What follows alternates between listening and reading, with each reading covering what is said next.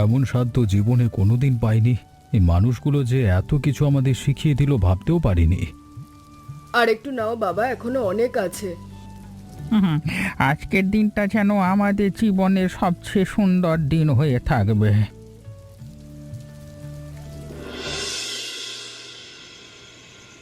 সুনন্দা, একটা কথা ভাবছিলাম অনেক দিন ধরে।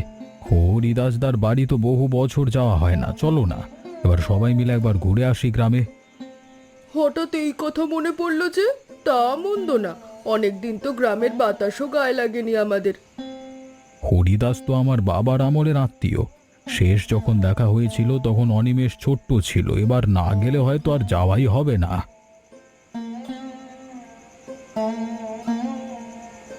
বাবা, গ্রামে যাওয়ার কথা বলছো? এ সপ্তাহে তো আমার অফিসে অনেক কাজ জমে আছে গো, এখন কি হবে মানে? আর বাবা, গ্রামে তো ভালো থাকার জায়গাও নেই শুনেছি। এই গরমে অত দূর গিয়ে কষ্টই হবে শুধু। কষ্ট হবে জানি, কিন্তু আত্মীয়তারা তো একটা দায়িত্ব থাকে। হরিদাসদা যখনই ফোন করবে গলার স্বরে বোঝা যায় কত আশা নিয়ে বসে আছেন আমাদের জন্য। অনিমেষ, বাবার কথাটা একবার ভেবে দেখ। কাজ তো সারা জীবন থাকবে, কিন্তু আত্মীয়দের সাথে সময় কাটানোর সুযোগ কিন্তু বারবার আসে না। আচ্ছা বাবা, তোমরা যখন এত করে বলছো তাহলে চলো যাওয়াই যাক। পূজা, তুমি রাজি তো? হ্যাঁ, চলুন যাই। নতুন জায়গা দেখাও তো একরকম ভালো লাগারই ব্যাপার। তাহলে ঠিক হলো, কালকেই রওনা দেব আমরা। সুনন্দা, তুমি একটু জিনিসপত্র গুছিয়ে নাও। হ্যাঁ, আর হরিদাসদার জন্য কিছু জিনিসও নিয়ে যাওয়া দরকার। অনেকদিন তো দেখা হয়নি, খালি হাতে যাওয়াটা ঠিক হবে না। বাবা, ওনাদের জন্য কি নিয়ে যাওয়া যায় বলো তো? আমি তো কখনো যাইনি ও বাড়িতে, কিছুই জানি না ওনাদের পছন্দ অপছন্দ। হরিদাসদার জন্য একটা ভালো শাল নিয়ে নেব, আর কমলা বৌদির জন্য একটা শাড়ি। বাকিটা গিয়ে দেখি বোঝা যাবে ওনাদের কি দরকার। আচ্ছা, তাহলে আমি কিছু মিষ্টি আর ফল কিনে নিই বাজার থেকে।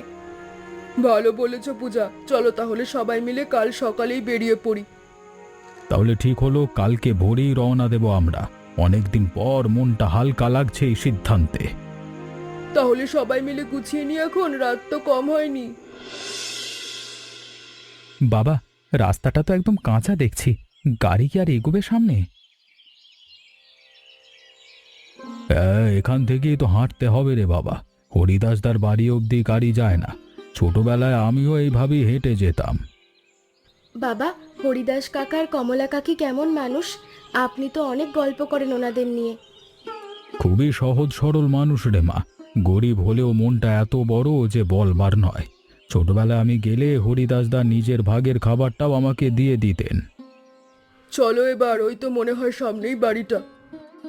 এই রাস্তায় হাঁটাই তো একটা বিরাট কাজ। পূজা, সাবধানে পা ফেলো। আরে চিন্তা করো না, গ্রামের রাস্তা তো এমনই হয়। একটু অন্যরকম অভিজ্ঞতাও তো হচ্ছে। কি সুন্দর সবুজ চারিদিকে, শহর তো এমন দৃশ্য চোখেই পড়ে না।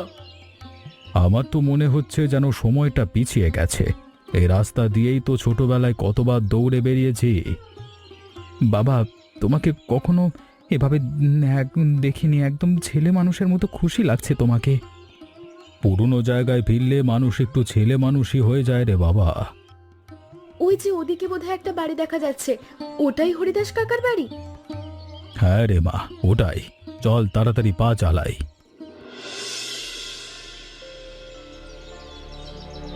এই ঘরেই মানুষ থাকে? ছাদটা তো একদম কচু পাতা দিয়ে ছাওয়া। হ্যাঁ, দেখেই তো বোঝা যাচ্ছে কষ্টে আছেন ওনারা। তবে কচু পাতার ঘরটা আমার কাছে ভালোই লাগছে। বিমল, এতদিন পর! আমি তো ভাবতেই পারিনি তুই সত্যি আসবি। দাদা, তোমাকে ছাড়া কি আর থাকা যায়? অনেকদিন ধরেই ভাবছিলাম আসবো। এসো মা, এসো বাবা, ভেতরে এসো।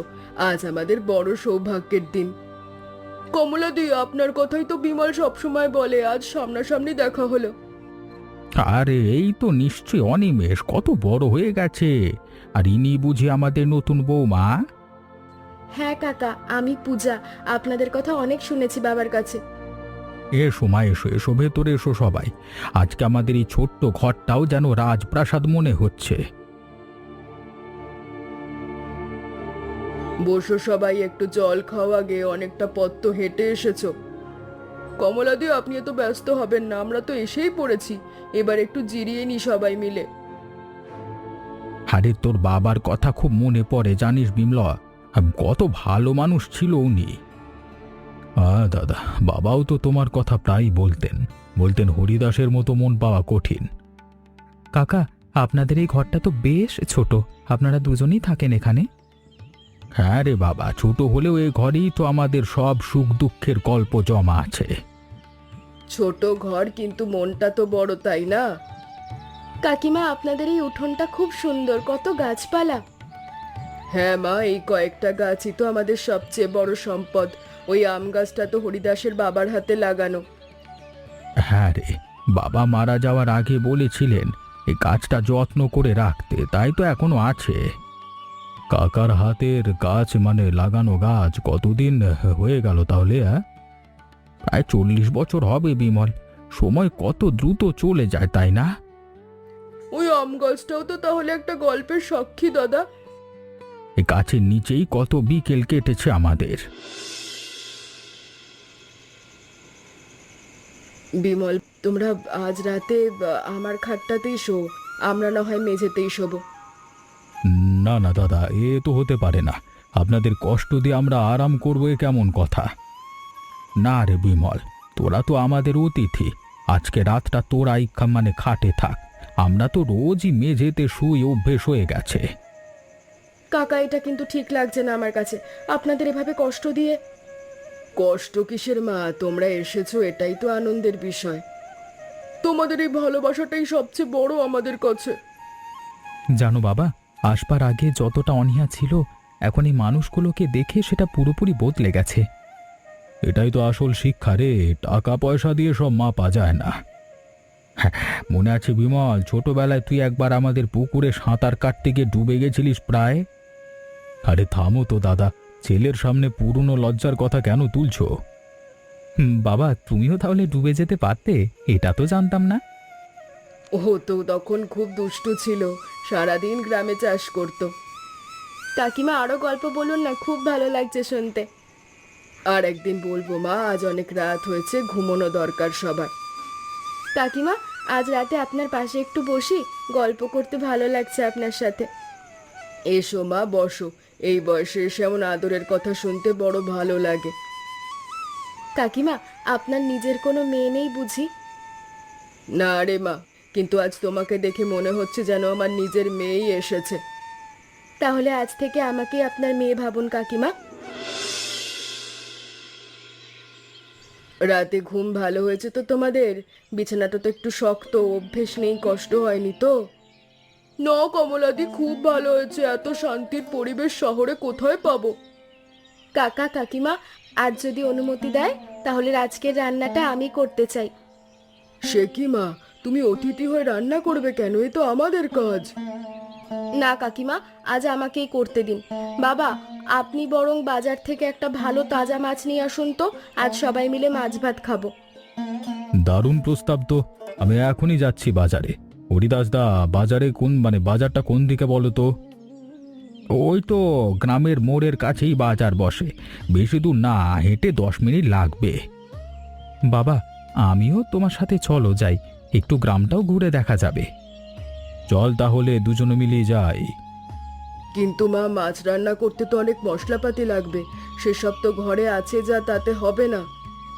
চিন্তা করো না কাকিমা, বাবা তো বাজার থেকেই সব নিয়ে আসবেন, একটু হলুদ, মরিচ আর ধনেপাতাও নিয়ে আসবেন। আচ্ছা মা, সব নিয়ে আসবো, তুমি শুধু চুলাটা প্রস্তুত রেখো। আমিও সাহায্য করবো পূজাকে, তুমি নিশ্চিন্তে যাও। বিমল, চল আমিও তোদের সাথে বাজার পর্যন্ত যাই, পথটা তো ঠিকই ঠিক করে চিনিস না তোরা। না না দাদা, তুমি বাড়িতেই থাকো, আমরা দুজনেই পেরে যাব। তুমি বরং মা আর কমলা বৌদির সাথে গল্প করো। হ্যাঁ কাকা, আপনি বিশ্রাম নিন, আমরাই ঘুরে আসছি। আচ্ছা, তবে সাবধানে যাস। বাবা, এই বাজারটা তো কি সুন্দর, শহরের বাজারে তো ভিড়ভাড়টা নেই, একদম শান্ত পরিবেশ। এই শান্তিটাই তো গ্রামের আসল সৌন্দর্য রে, আমার ছোটবেলার অনেকটা সময় এখানেই কেটেছে। জানো বাবা, কালকে রাতে হরিদাস কাকা আর কমলা কাকিমাকে দেখে আমার নিজের ওপরই একটু লজ্জা লাগছিল। আমরা কত কিছু নিয়ে অভিযোগ করি, আর ওনারা এত কষ্টেও হাসি মুখে থাকেন। এটাই তো জীবনের আসল শিক্ষা রে বাবা।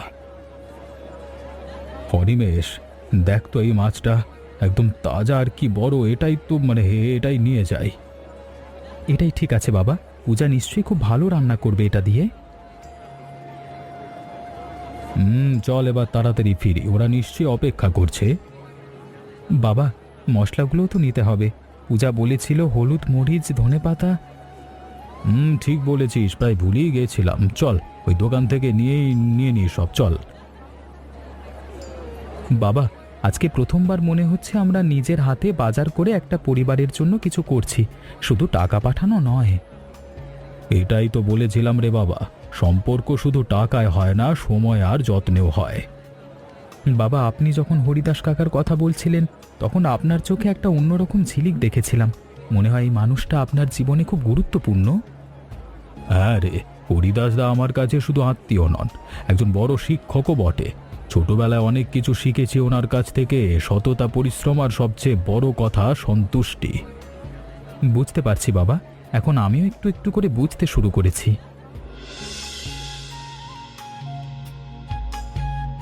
দাদা দেখো তো কেমন মাছ পেলাম, একদম টাটকা। এত বড় মাছ! বাবারে, এমন মাছ তো আমরা কোনোদিন রান্নাই করিনি। এত দাম দিয়ে কেনার সাধ্যও নেই আমাদের। তাহলে আজকে একটা উৎসবের দিনই হয়ে গেল বলতে হয়। আজ রান্না আমি করব কাকিমা, আপনি শুধু আমার পাশে থেকে বলে দেবেন কোন মশলাটা কোথায় আছে। তুমি তো শহরের মেয়ে মা, গ্রামের মাটির চুলায় রান্না করতে পারবে?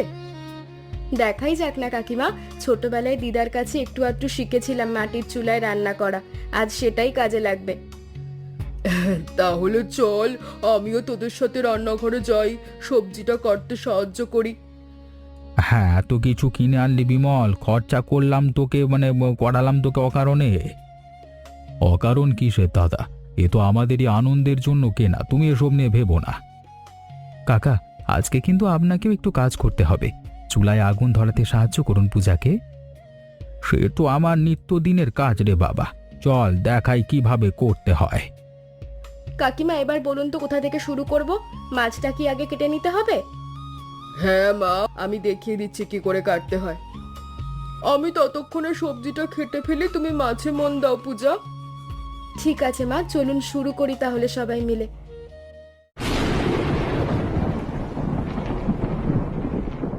কাকিমা, এই মশলাটা একটু বেশি করেই দিতে হবে নাকি এতেই হবে? না মা, এটুকুই ঠিক আছে। তুমি তো দেখছি ভালোই বোঝো রান্নার ব্যাপারে। কমলা দি, আপনাদের এই মাটির চুলার রান্নার একটা আলাদা স্বাদ আছে শুনেছি, সত্যি তাই? হ্যাঁ গো, কাঠের আঁচের একটা নিজস্ব গন্ধ থাকে, যেটা গ্যাসের চুলায় পাওয়া যায় না। দেখলে তো মা, ছাদ দিয়ে পানি পড়ছে। এই ঘরটা কতদিন টিকবে কে জানে। কাকিমা, এসব নিয়ে চিন্তা করো না তো এখন, আজকের দিনটা শুধু আনন্দ করে রাখি আমরা। ঠিক বলেছ পূজা, এই বৃষ্টি আর ধোয়ার গন্ধটাই আজ যেন একটা অন্যরকম পরিবেশ তৈরি করে দিয়েছে। মা, তুমি তো দেখছি খুন্তি ধরাটাও ঠিক করে জানো, একদম আমাদের মতোই হাত চালাচ্ছ। দিদা শিখিয়েছিলেন কাকিমা, বলতেন রান্না জানা মেয়েদের সংসারে কখনো ফাঁকা থাকে না।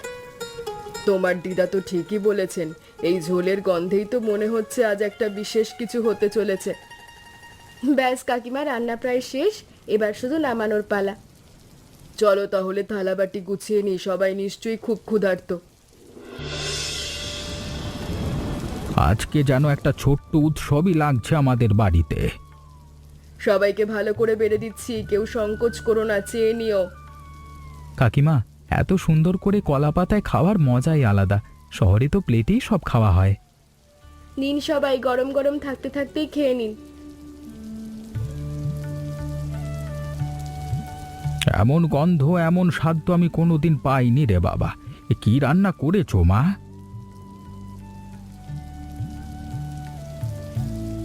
সত্যি তো এত স্বাদ, আমি নিজেই তো এতদিন রান্না করে এলাম কিন্তু এমন স্বাদ পাইনি। দাদা তুমি একটু আস্তে খাও, নইলে দেখা যাবে সবটাই একাই সাবার করে ফেলবে। আরে, এমন স্বাদ পেলে কি আর নিজেকে সামলানো যায় বিমল? আজকে পেট ভরে খাবো বলে ঠিক করেছি। সত্যিই দারুণ হয়েছে পূজা, আমি তো ভাবিনি এভাবে মাটির চুলায় তুমি এমন রান্না করতে পারবে। খেয়ে দেখেই তো বলছো, এবার সবাই মন ভরে খাও। এখনো অনেক বাকি। আর দেখো বৃষ্টির শব্দটা যেন এই খাবারের সাথে তাল মিলিয়ে চলছে। সত্যিই আজকের এই মুহূর্তটা যেন সময় থামিয়ে দিতে ইচ্ছে করছে। বাবা, এমন একটা দিন হয়তো বছরে একবারই আসে জীবনে। তাহলে চলুন এই মুহূর্তটাকে আরেকটু উপভোগ করি সবাই মিলে।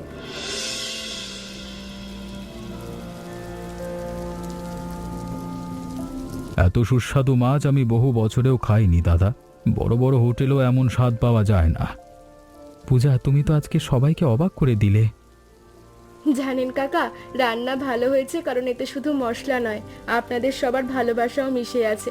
ভালোবাসা দিয়ে রান্না করলে তার স্বাদই আলাদা হয়। মা, তোমার এই কথাটা আজীবন মনে থাকবে আমার। এত বছর ধরে এই গরিবখানায় থেকেছি, কিন্তু আজ মনে হচ্ছে কতটা বড় সম্পদের মালিক শুধু ভালোবাসার সম্পদ। হ্যাঁ বিমল, তোর এই পরিবারটা সত্যি অসাধারণ। আমাদের এই ভাঙা ঘরে এসে তোরা যে সম্মানটা দিলি তা কোনো দিন ভুলবো না। আর জানেন কাকা, রান্না করার সময় আমার মনে হচ্ছিল আমি যেন নিজের বাপের বাড়িতেই রান্না করছি। এত আপন লেগেছে সবকিছু। আজ কোনো সংকোচ না করেই খান, এটাই তো সবচেয়ে বড় আনন্দ আমার কাছে। তাহলে আমাকে আরেকটু দাও পূজা। আজ আজ আর সংকোচ করব না একদমই।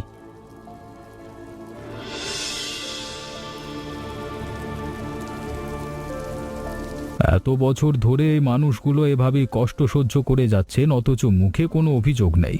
এটা তো আর চলতে দেওয়া যায় না।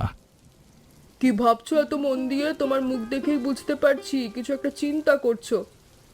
আরে কিছু না, কালকে সকালে বলবো সব। আজকে রাতটা শুধু আনন্দেই কাটুক।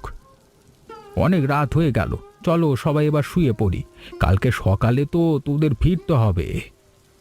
এই কয়দিনই যেন এই বাড়িটার সাথে একটা মায়া তৈরি হয়ে গেল কাকা। ফিরে যেতে মন চাইছে না। তোরা আবার আসিস বাবা, আমাদের দরজা সব সময় খোলা তোদের জন্য। কাকা, একটা কথা বলি, আপনারা এত কষ্টে থেকেও কখনো কারোর কাছে হাত পাতেননি, এ বিষয়টা আমাকে খুব ভাবাচ্ছে। কষ্ট তো জীবনের একটা অংশ রে বাবা, এতে লজ্জার কিচ্ছু নেই। যা আছে তা নিয়ে সন্তুষ্ট থাকতে শিখেছি আমরা। কাকিমা, আপনাদের এই সন্তুষ্টি দেখেই তো আমরা শিখেছি। শহরে তো আমরা সব সময় আরো চাই করেই কাটিয়ে দিই। তবু মা, তোমাদের মতো মানুষের কাছ থেকেও তো আমার অনেক কিছু শেখার আছে। আজকে রান্নাটাই তার প্রমাণ। অনেক রাত হলো, চলো সবাই শুয়ে পড়ি। কাল সকালে অনেক কথা বলার সময় পাবো।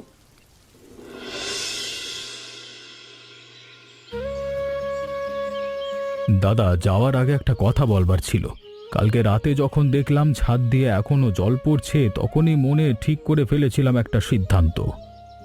কি সিদ্ধান্ত বিমল? এই কচু পাতার ঘরের জায়গায় আমি তোমাদের জন্য একটা পাকা ঘর বানিয়ে দেব। আগামী মাসেই কাজ শুরু হয়ে যাবে, এটা আমার প্রতিশ্রুতি।